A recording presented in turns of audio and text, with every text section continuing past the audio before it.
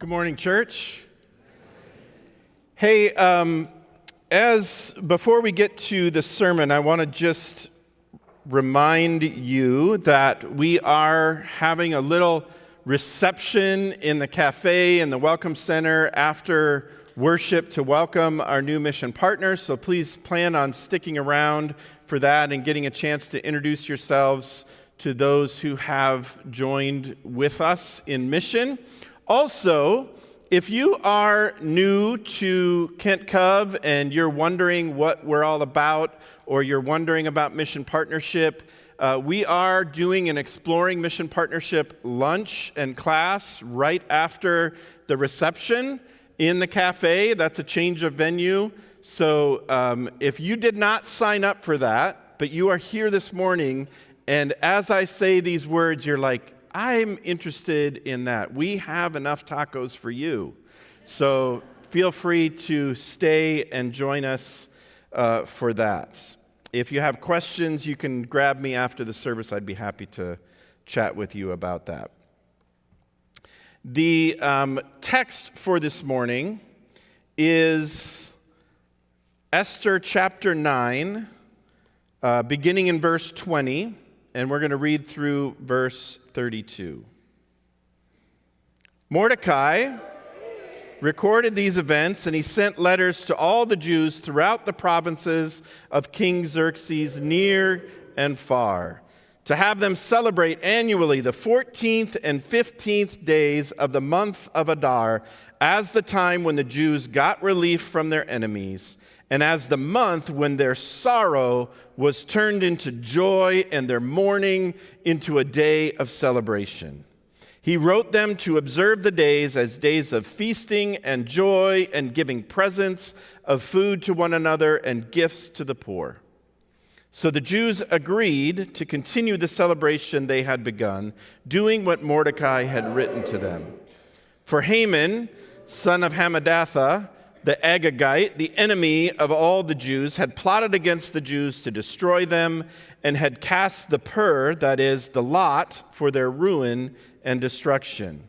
But when the plot came to the king's attention, he issued written orders that the evil scheme Haman had devised against the Jews should come back onto his own head, and that he and his sons should be impaled on poles. Therefore, these days were called Purim, from the word pur. Because of everything written in this letter, and because of what they had seen and what had happened to them, the Jews took it on themselves to establish the custom that they and their descendants and all who joined them should, without fail, observe these 2 days every year in the way prescribed and at the time appointed. These days should be remembered and observed in every generation, by every family, and in every province and in every city. And these days of Purim should never fail to be celebrated by the Jews, nor should the memory of these days die out among their descendants. So Queen Esther, daughter of Abihail, along with Mordecai the Jew, wrote with full authority to confirm this second letter concerning Purim. And Mordecai sent letters to all the Jews in the 127 provinces of Xerxes' kingdom, words of goodwill and assurance, to establish these days of Purim at their designated times, as Mordecai the Jew and Queen Esther had decreed for them, and as they had established for themselves and their descendants in regard to their times of fasting and lamentation. Esther's decree confirmed these regulations about Purim, and it was written down in the records. Please join me in prayer. Bless us this day, O Lord, with vision. May this place be a sacred place, a telling space where heaven and earth meet. Amen.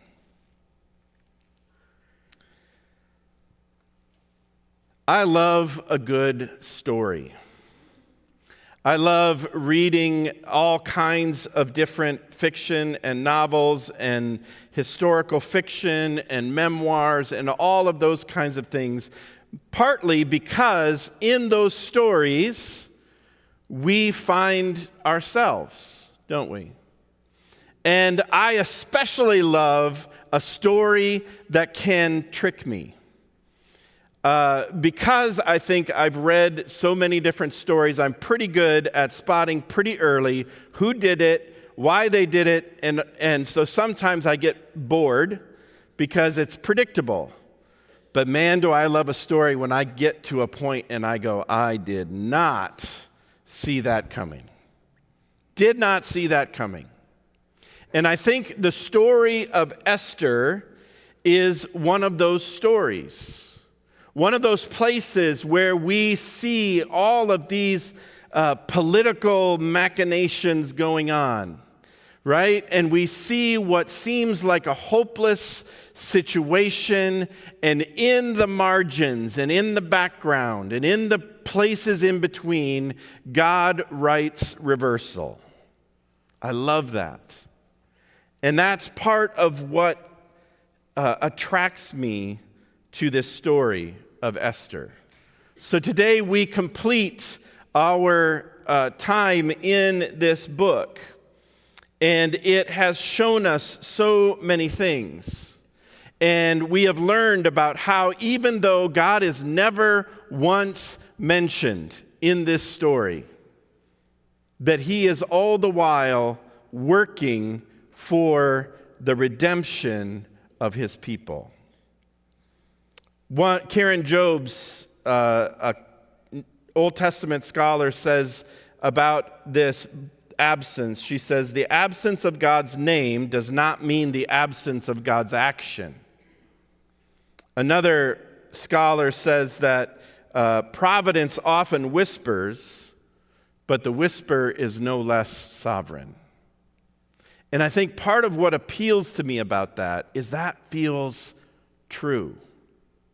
You know how sometimes when you read a Bible story, it can be hard to find a connection to like our experience of life? Maybe I'm the only one.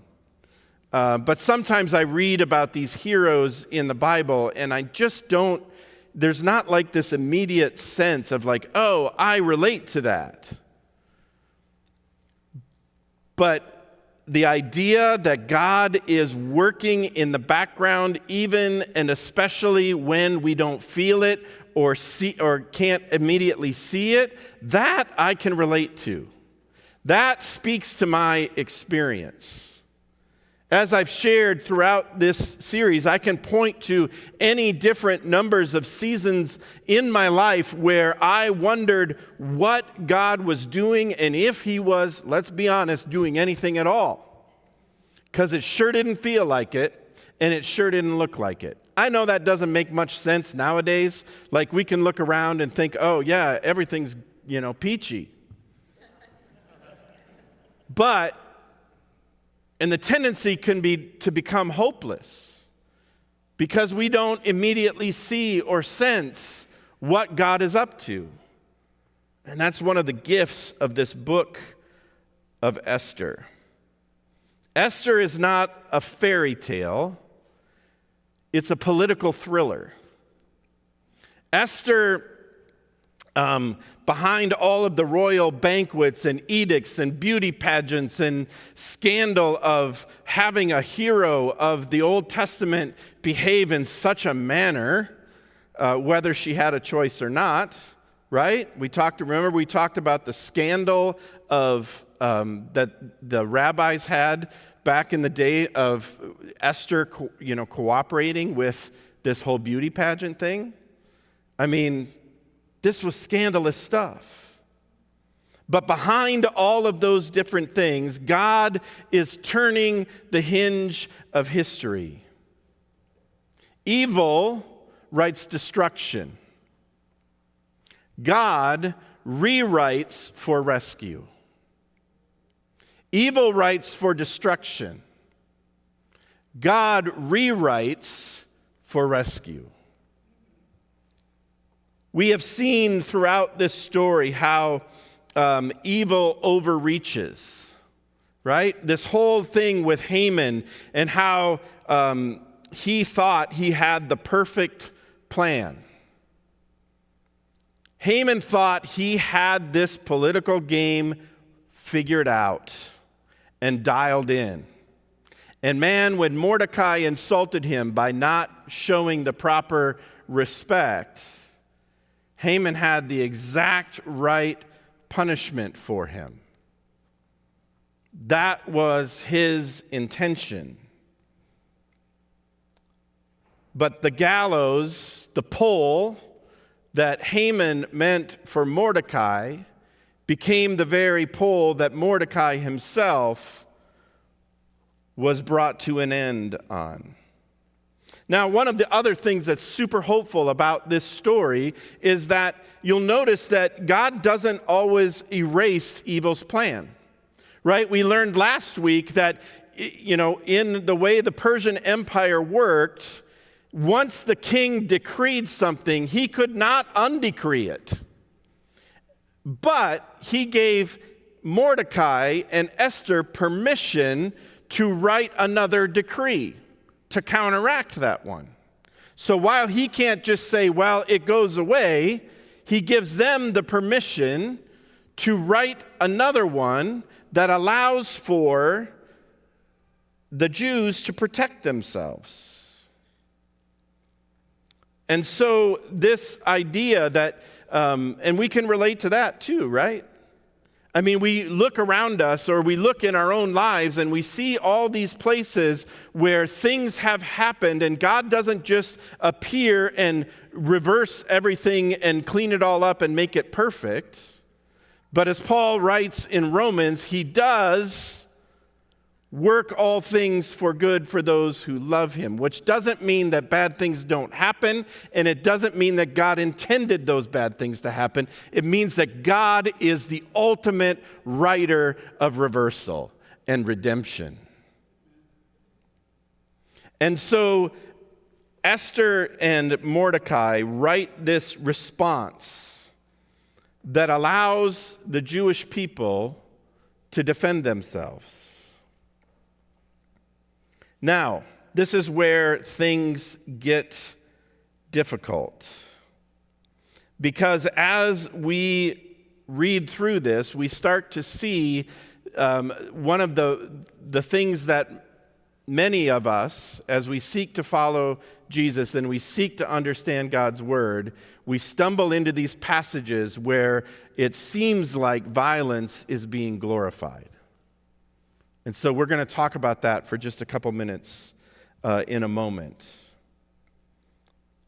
But it's that point of recognizing that in the midst of impossible situations, God is at work. I came across this quote in my reading that I wanted to share with you because I think it's so appropriate for us in this moment.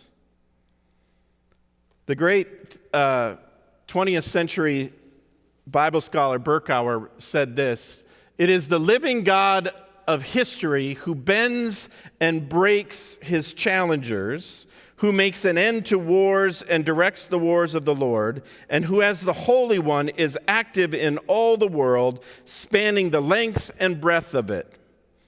In no phase of the world's history is the rule of God in danger." Friends, I don't know about you, but man, did I need to hear that last sentence. In no phase of the world's history is the rule of God in danger. Despite all appearances to the contrary, whether those appearances be personal, in our personal lives, or whether they be in the wider world, we can rest in the assurance that God is at work and his sovereignty is not in question.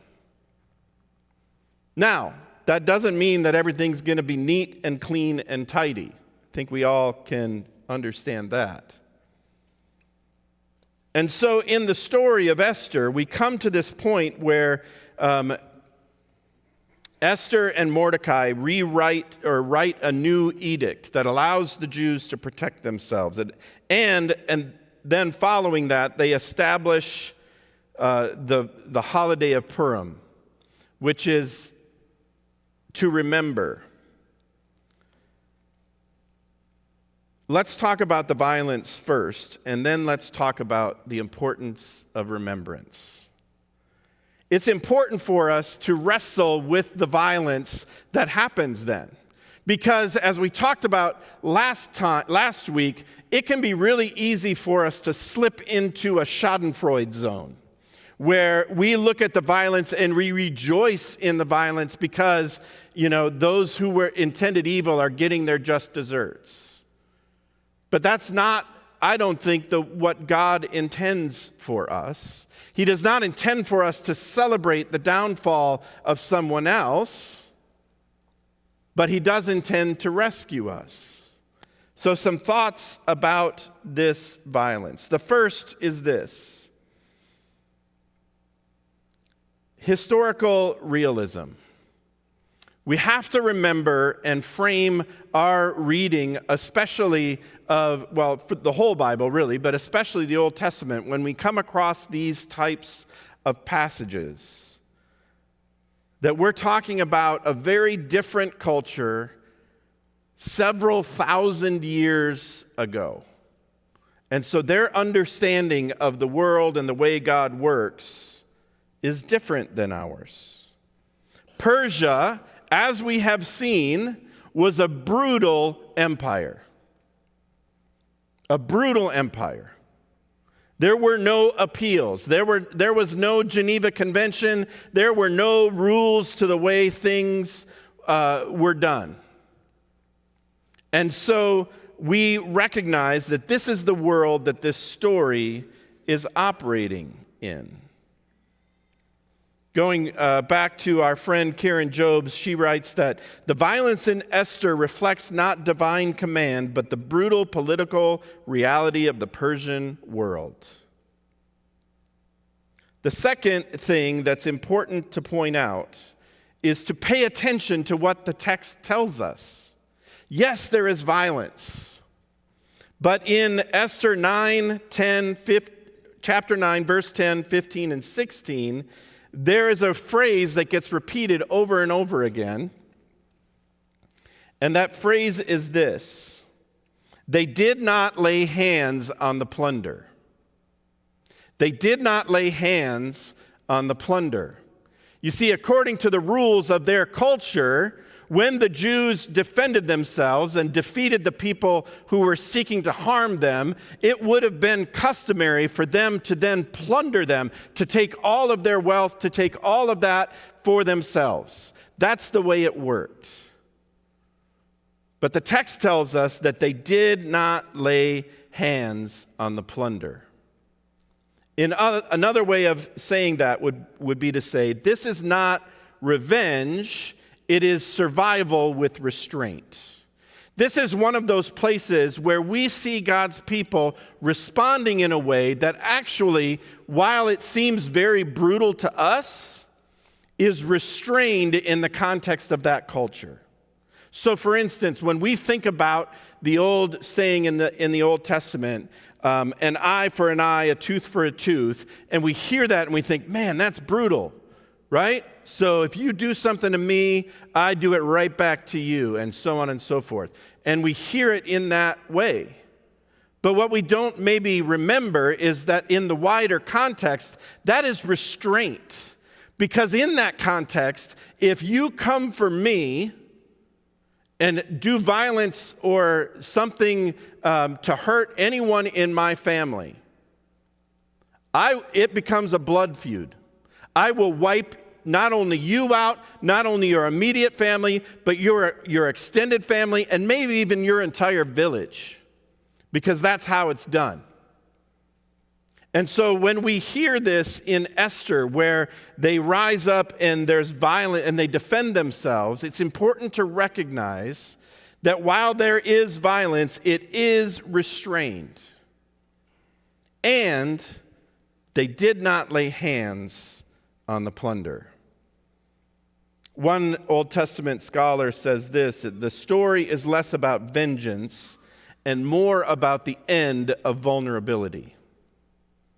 That puts a little bit of a different frame around that response. The other thing that I would encourage us to remember is that this violence points to the limits of human justice. Mordecai's edict, in response to Haman's edict, provides temporary deliverance for his people. Christ's cross, the cross of Jesus, provides eternal deliverance for God's people.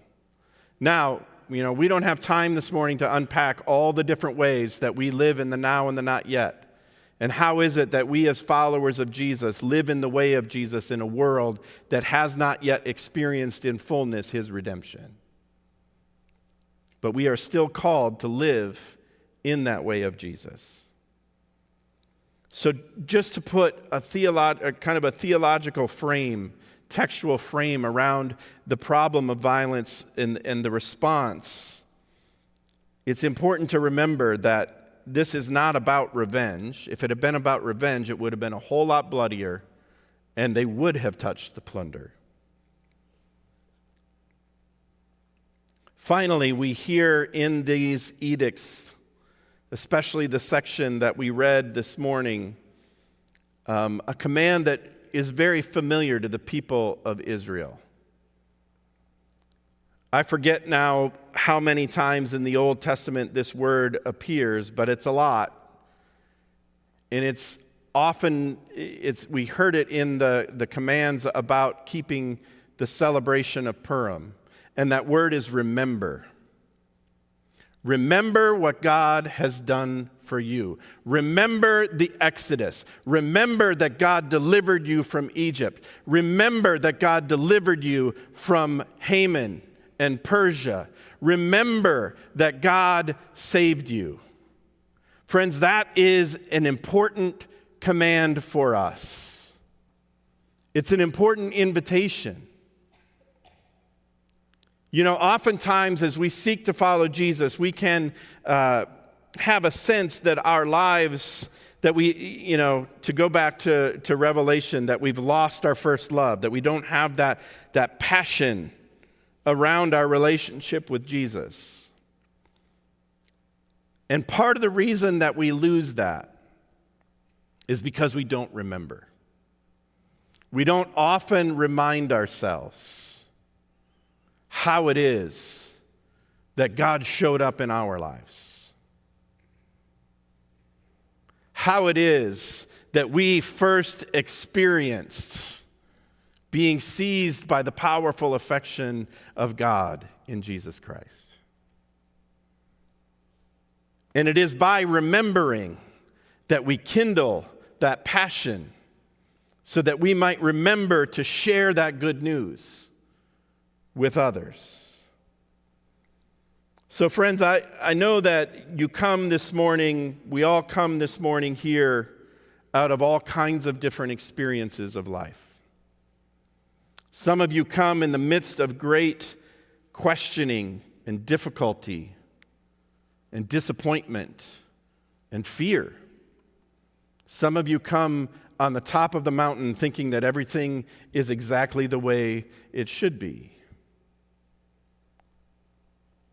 Some of you come wondering where God is. Some of you feel like that the book of Esther is speaking your language because you sure don't see God at work right now. And it is encouraging to remember that even when we don't see it, God is still at work.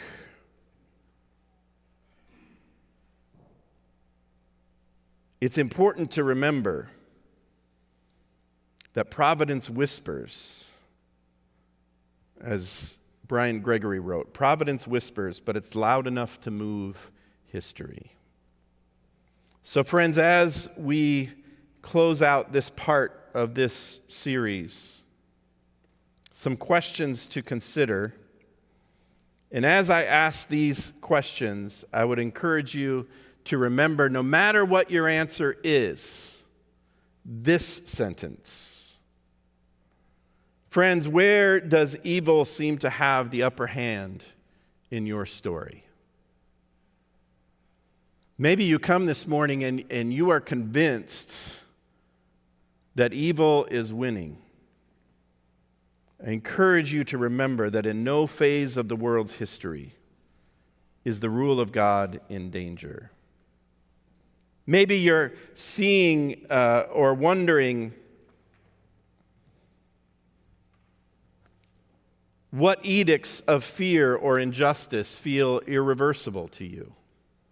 What situation in your life feels hopeless? Maybe it's broken family relationships. Maybe it's, big world issues. Maybe it's, something that an addiction that you've been struggling with, and it just feels irreversible. There is no phase of your history where God's rule is in danger. The question for us is, will we trust that the author of our salvation is in the margins and in the quiet places and on the fringes where we can't quite see him, but he is at work bringing his redemption to every situation that we find ourselves in. And when you see it, and when you experience it, will you remember it, rehearse it, and celebrate it? Because it is in those places that we experience God's redemption. Amen.